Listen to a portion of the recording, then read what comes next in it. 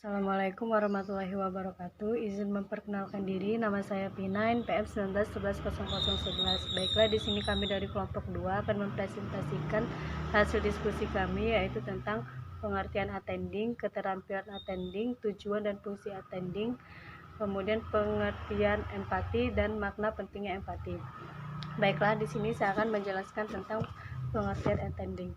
Jadi menurut Karhop, attending adalah cara yang menunjukkan bagaimana konselor mempersiapkan dirinya untuk berhadapan dengan klien. Misalkan mempersiapkan dirinya untuk mendengarkan cerita klien, mempersiapkan dirinya untuk bagaimana ia berperilaku dan bersikap di depan klien, dan bagaimana caranya ia mendengar cerita klien sehingga klien dapat merasa aman dan nyaman apabila bercerita dengan konselor. Kemudian perhatian atau attending yang diberikan ini dapat Perhatian atau attending yang diberikan konselor kepada klien ini dapat mempengaruhi kepribadian atau tingkah laku klien. Seperti yang pertama itu contohnya meningkatkan harga diri klien karena klien merasa telah dihargai dan didengarkan oleh konselor. Kemudian yang kedua, klien merasa dapat menciptakan suasana aman dan nyaman. Dan yang ketiga, memberikan keyakinan kepada klien. Baik, terima kasih. Mungkin hanya itu saja yang dapat saya sampaikan. Saya akhiri, wallahul muwaffiq ila aqwamit thoriq. Wassalamualaikum warahmatullahi wabarakatuh. Assalamualaikum warahmatullahi wabarakatuh. Nama Nurpadila, NPM 19110010. Di sini saya akan membacakan materi keterampilan attending.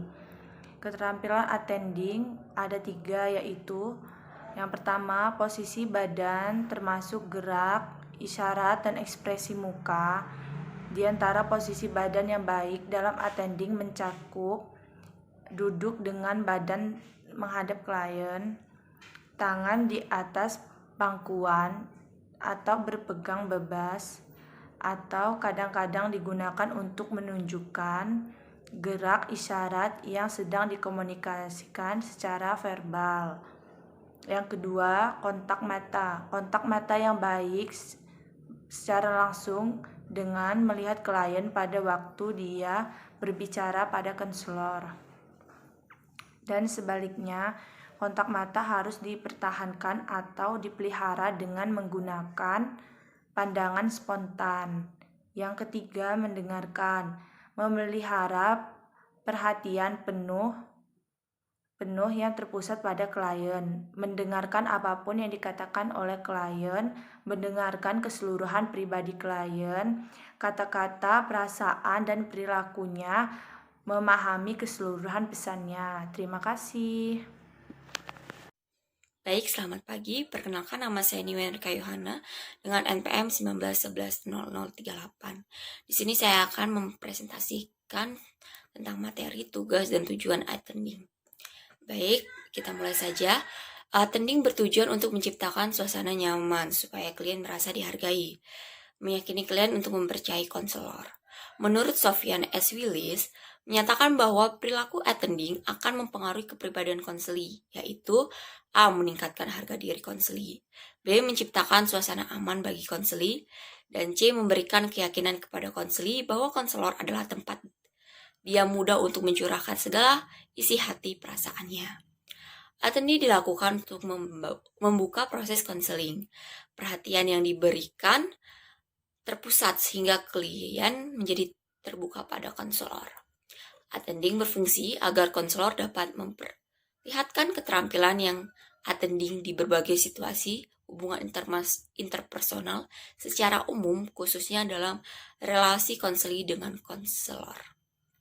Dari beberapa fungsi tersebut dapat diambil suatu kesimpulan bahwa fungsi dan teknik attending adalah konselor dapat memfokuskan pada komunikasi nonverbal konseli sehingga perhatiannya terpusat pada konseli dan dapat memperlihatkan penampilan yang attending khususnya dalam relasi konseli dengan konselor.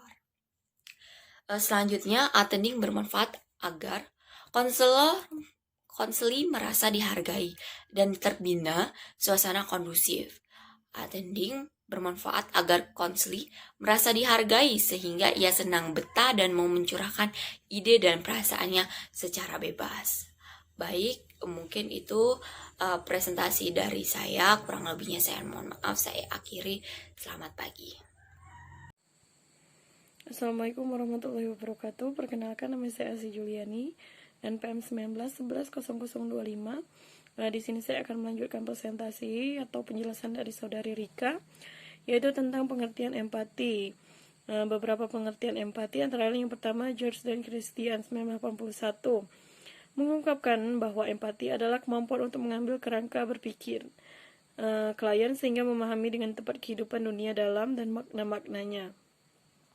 Yang kedua itu Stewart 1986 merumuskan empati sebagai kemampuan untuk menempatkan diri terhadap orang lain supaya bisa memahami dan mengerti kebutuhan dan perasaannya.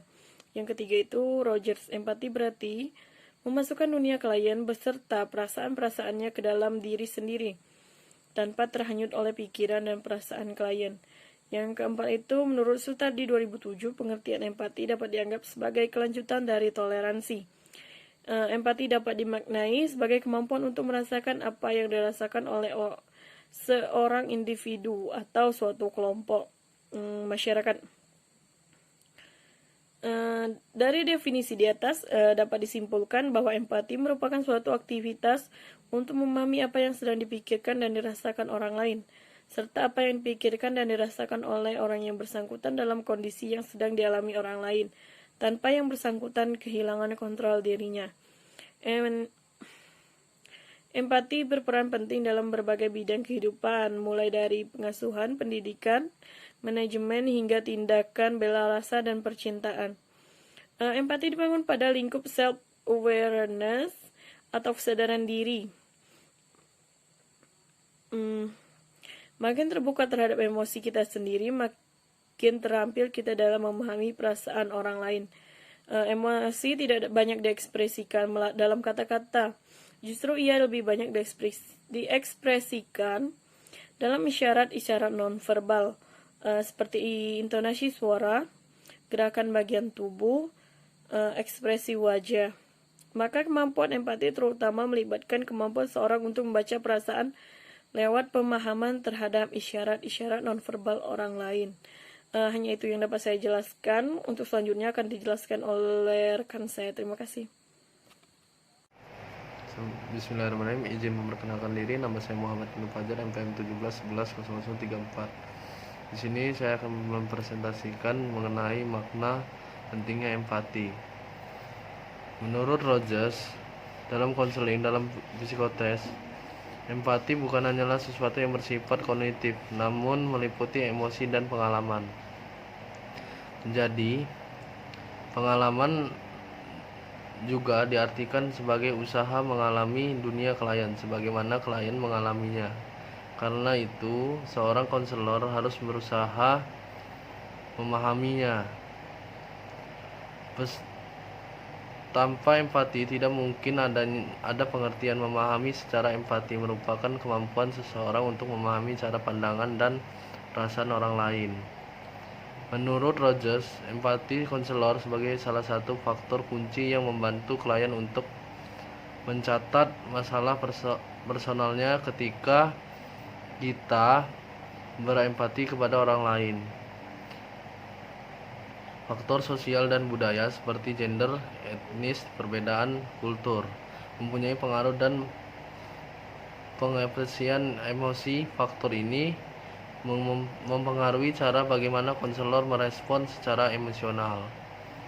Jika klien merasa dimengerti, maka mereka akan lebih mudah membuka diri untuk mengungkapkan pengalaman mereka dan berbagai pengalaman tersebut dengan orang lain. Klien yang membagi pengalamannya secara mendalam memungkinkan untuk menilai kapan dan di mana mereka membutuhkan dukungan. Saat klien melihat empati pada diri konselor, mereka akan lebih nyaman untuk tidak melakukan defense seperti penyelenggaraan, penarikan diri, dan lain-lain. Artinya, empati konselor mampu memfasilitasi perubahan pada klien. Cukup sekian. Wassalamualaikum warahmatullahi wabarakatuh.